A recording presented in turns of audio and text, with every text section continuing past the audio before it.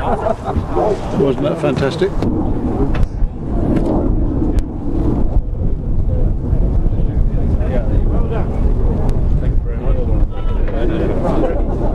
We had a good, it was good fun. I liked my day, I can tell you.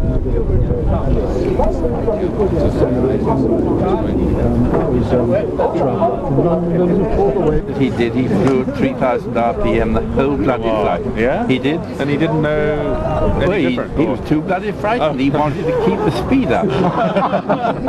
Surprised he didn't run out of petrol. Yeah, but he didn't do any long trips. No, it's fair.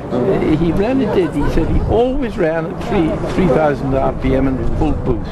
Right. We use, for max continuous on this, well, we don't use it, but the book figures we use are 2650 yes. and plus 7. And theoretically you can go all day long, but of course the engine now is 50 years old, and so we tend to use sort of 2,000 and plus 4 as a max continuous. Yeah. Just then I was running at 2,700 and plus 7. Were you? Yes. Lovely, lovely. This Mark 9 is actually a very famous aeroplane. It was flown by a South African ace called Henry Lardner Burke, and he got 8.5 victories. And it's in his markings now. It's in Treble 2 Squadron markings. He first of all flew Hurricanes in Malta, and where he got his Italians, and then he was on Treble 2 Squadron back here. Italians when he counted them off. Well, you say that, but one of them shot him.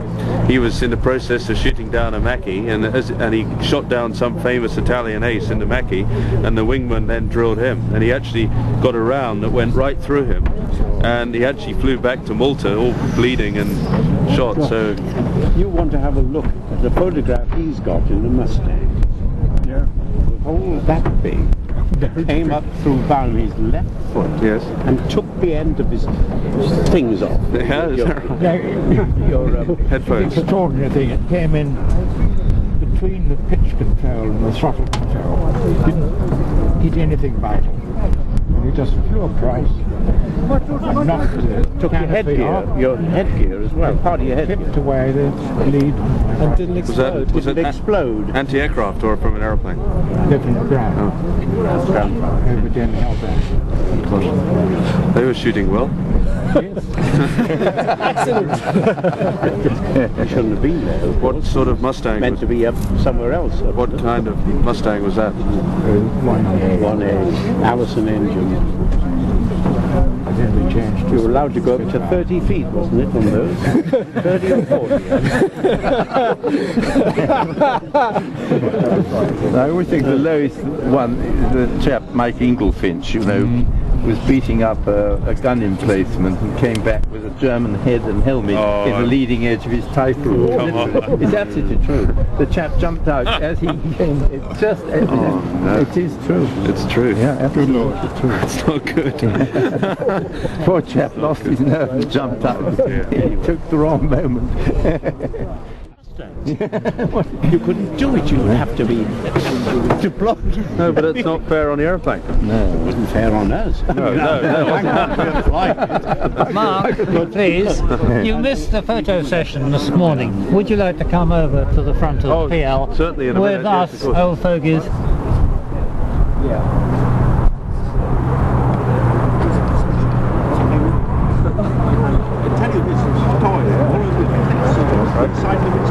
Just because the cap blew off?